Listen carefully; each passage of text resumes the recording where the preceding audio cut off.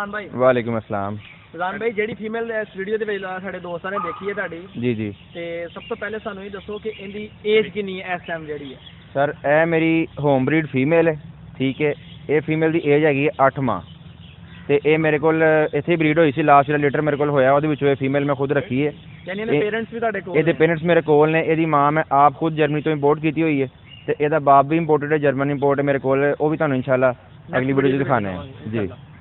ਤੇ ਫੈਜ਼ਾਨ ਭਾਈ ਜਿਸ ਤਰ੍ਹਾਂ ਦੋਸਤਾਂ ਨੇ ਦੇਖਿਆ ਮਾਸ਼ਾਅੱਲਾ ਤੁਸੀਂ ਬੜੀ ਪਿਆਰੀ ਫੀਮੇਲ ਤਿਆਰ ਕੀਤੀ ਹੈ ਔਰ ਇਸ ਏਜ ਦੇ ਵਿੱਚ ਅਸੀਂ ਦੇਖ ਰਹੇ ਹਾਂ ਕਿ ਉਹਦਾ ਕੋਟ ਕਲਰਿੰਗ, ਉਹਦਾ ਹੈਡ ਜੀ ਔਰ ਬੜੀ ਪਲੇਫੁਲ ਤੇ ਬੜੀ ਐਕਟਿਵ ਮਾਸ਼ਾਅੱਲਾ ਫੀਮੇਲ। ਔਰ ਬੋਨ ਸਟਰਕਚਰ ਜਿਹੜਾ ਦੋਸਤ ਦੇਖ ਸਕਦੇ ਨੇ ਫੀਮੇਲ ਦਾ ਬੋਨ ਸਟਰਕਚਰ ਬਹੁਤ ਪਿਆਰਾ ਇਹਦਾ ਜੀ ਜੀ। ਇਹ ਫੈਜ਼ਾਨ ਭਾਈ ਸਾਡੇ ਦੋਸਤਾਂ ਨੂੰ ਇਹ ਦੱਸੋ ਕਿ ਕੁਝ ਲਾਈਨਾਂ ਦਾ ਹਿਸਾਬ ਆ ਕਿ ਡਾਈਟ ਤੁਸੀਂ ਇਹਨੂੰ ਕਿਸ ਦੇ ਰਹੇ ਆ ਜਿਹਦੇ ਨਾਲ ਮਾਸ਼ਾਅੱਲਾ ਤੁਸੀਂ ਦੇਖ ਰਹੇ ਆ ਕਿ ਇੰਨੀ ਅੱਛੀ ਤੇ ਇੰਨੀ ਪਲੇਫੁਲ ਐਕਟਿਵ ਫੀਮੇਲ ਤਿਆਰ ਕੀਤੀ ਹੈ? ਸਰ ਬੇਸਿਕ ਸਭ ਤੋਂ ਪਹਿਲੇ ਤਾਂ ਲਾਈਨ ਬਰੀਡਿੰਗ ਆਉਂਦੀ ਹੈ ਨਾ। ਲਾਈਨ ਬਰੀਡਿੰਗ ਤੋਂ ਬਾਅਦ ਅੱਗੇ ਕੰਮ ਚੱਲਦਾ ਸਾਡੀ ਕੀਪਿੰਗ ਆਉਂਦੀ ਹੈ ਅੱਗੇ, ਠੀਕ ਹੈ। ਉਹ ਕੀਪਿੰਗ ਦੇ ਵਿੱਚ ਅਸੀਂ ਬਹੁਤ ਕੁਝ ਕਰੀਦਾ ਬੱਚਿਆਂ ਵਾਸਤੇ, ਕੁੱਤਿਆਂ ਨੂੰ ਮਤਲਬ ਡੌਗ ਫੂਡ ਦੇਈਦੀ ਹੈ, ਹੋਰ ਵੀ ਫੀਡ ਜਿਹੜੀ ਹੈ ਮਤਲਬ ਹੋਮ ਫੀਡ ਬਣਾ ਕੇ ਕਦੀ ਬੀਫ ਦੇ ਦਿੱਤਾ, ਕਦੀ ਚਿਕਨ ਦੇ ਦਿੱਤਾ, ਰਾਈਸ ਦੇ ਦਿੱਤੇ ਤੇ ਉਸ ਤੋਂ ਇਲਾਵਾ ਵਿਟਾਮਿਨ ਅਸੀਂ ਮੌਸਮ ਦੇ ਟੈਂਪਰੇਚਰ ਦੇ ਲਿਹਾਜ਼ ਨਾਲ ਡਾਈਟ ਬਦਲਦੇ ਰਹਿੰਦੇ ਆ। ਬਿਲਕੁਲ ਬਿਲਕੁਲ ਮੌਸਮ ਦੇ ਲਿਹਾਜ਼ ਨਾਲ ਜਿਹੜਾ ਨਾ ਡਾਈਟ ਦੇਈਦੀ ਹੈ ਜਾਨਵਰਾਂ ਨੂੰ। ਤੇ ਹੁਣ ਜ਼ਾਰੀ ਗੱਲ ਜਿਹੜੇ ਕੁੱਤੇ ਸ਼ੋਅ ਵਾਸਤੇ ਤਿਆਰ ਹੋਣੇ ਉਹਨਾਂ ਦੀ ਡਾਈਟ ਥੋੜੀ ਡਿਫਰੈਂਟ ਹੁੰਦੀ ਹੈ, ਜਿਹੜੇ ਬਰੀਡਿੰਗ ਵਾਸਤੇ ਫੀਮੇਲ ਉਹਨਾਂ ਦੀ ਡਾਈਟ ਥੋੜੀ ਡਿਫਰੈਂਟ ਹੁੰਦੀ ਹੈ ਜੀ।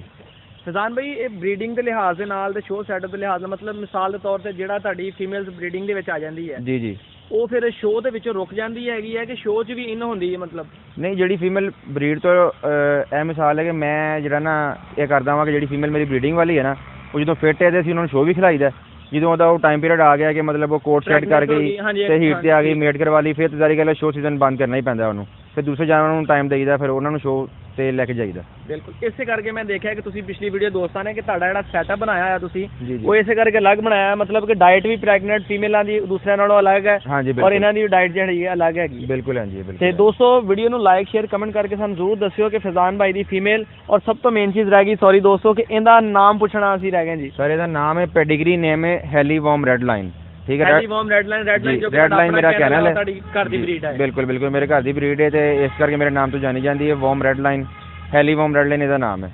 ਹਾਂਜੀ 8 ਮਹੀਨੇ ਦੀ ਫੀਮੇਲ ਹੈ। ਔਰ ਇਨਸੇ ਪੇਰੈਂਟਸ ਦੇ ਨਾਮ? ਇਹ ਰੌਨ ਇਹਦਾ ਬਾਪ ਹੈ ਤੇ ਜੀ ਇੰਪੋਰਟਡ ਮੇਲ ਹੈ ਤੇ ਸਫੀਰਾ ਇਹਦੀ ਮਾਂ ਹੈ। ਉਹ ਗਰੂਵੀ ਦੀ ਬੱਚੀ, ਗਰੂਵੀ ਟਿਕਾਸਾ ਮਸਲੀ, ਉਹ ਵੀ ਨੈਕਸਟ ਵੀਡੀਓ ਮੈਂ ਤੁਹਾਨੂੰ ਇਨਸ਼ਾਅੱਲਾ ਉਹ ਵੀ ਦਿਖਾਣਾ ਵਾ। ਔਰ ਦੋਸਤੋ ਜਿਸ ਮੇਲ ਦੀ ਜ਼ਿਕਰ ਕਰ ਰਹੇ ਨੇ ਰੌਨ, ਇਨਸ਼ਾਅੱਲਾ ਤੁਹਾਨੂੰ ਵੀਡੀਓ ਚ ਅੱਗੇ ਦਿਖਾਵਾਂਗੇ।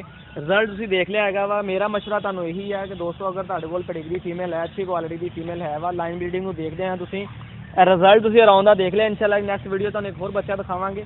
ਅਗਰ ਤੁਸੀਂ ਚਾਹੁੰਦੇ ਆ ਕਿ ਇਸ ਤਰ੍ਹਾਂ ਦਾ ਤੁਸੀਂ ਸ਼ੌਕ ਕਰੋ, ਇੱਦਾਂ ਦਾ ਜਰਮਨ ਸ਼ੈਫਰਡ ਤਿਆਰ ਕਰੋ, ਤੇ ਮੇਰਾ ਤੁਹਾਨੂੰ ਦੋਸਤੋ ਮਸ਼ਵਰਾ ਇਹ ਹੋਗਾ ਕਿ ਫੈਜ਼ਾਨ ਤਾਹਿਰ ਭਾਈ ਨਾਲ ਕੰਟੈਕਟ ਕਰੋ। ਤੇ ਇਹਨਾਂ ਦਾ ਜਿਹੜਾ ਮੇਲ ਹੈਗਾ 2 ਮੇਲ ਹੈ ਇੰਪੋਰਟਡ, ਜਿਹੜਾ ਮੇਲ ਤੁਹਾਨੂੰ ਲਾਈਨ ਬਰੀਡਿੰਗ ਦੇ ਹਿਸਾਬ ਨਾਲ ਤੁਹਾਨੂੰ ਠੀਕ ਲੱਗੇ ਔਰ ਉਸ ਤੋਂ ਇਲਾਵਾ ਤੁਹਾਨੂੰ ਫੈਜ਼ਾਨ ਭਾਈ ਮਸ਼ਵਰਾ ਦੇਣ। ਬਿਲਕੁਲ ਫੈਜ਼ਾਨ ਭਾਈ ਤੁਹਾਨੂੰ ਮਸ਼ਵਰਾ ਦੇਣ ਲਾਈਨ ਬਰੀਡਿੰਗ ਤੁਹਾਡੀ ਫੀਮੇਲ ਨੂੰ ਦੇਖਦੇ ਹੋਇਆ ਤੇ ਉਸ ਮੇਲ ਕੋਲ ਜ਼ਰੂਰ ਮੇਟ ਕਰਵਾਓ ਅਗਰ ਤੁਸੀਂ ਫੈਸਲਾਬਾਦ ਦੇ ਕਿਸੇ ਕਰੀਬੀ ਏਰੀਆ 'ਚ ਰਹਿੰਦੇ ਹੋ। ਵੀਡੀਓ ਨੂੰ ਲਾਈਕ ਸ਼ੇਅਰ ਕਮੈਂਟ ਕਰਕੇ ਜ਼ਰੂਰ ਦੱਸੋ ਦੋਸਤੋ। ਮਜ਼ੀਦ ਇਸ ਤਰ੍ਹਾਂ ਦੀ ਵੀਡੀਓ ਦੇਖਣ ਵਾਸਤੇ, ਫੈਜ਼ਾਨ ਭਾਈ ਦਾ ਪੂਰੇ ਚੈਨਲ ਦਾ ਸੈਟਅਪ ਦੇਖਣ ਵਾਸਤੇ ਸਾਡੇ ਚੈਨਲ ਸਬਸਕ੍ਰਾਈਬ ਕਰੋ। ਅੱਲਾਹ ਹਾਫਿਜ਼।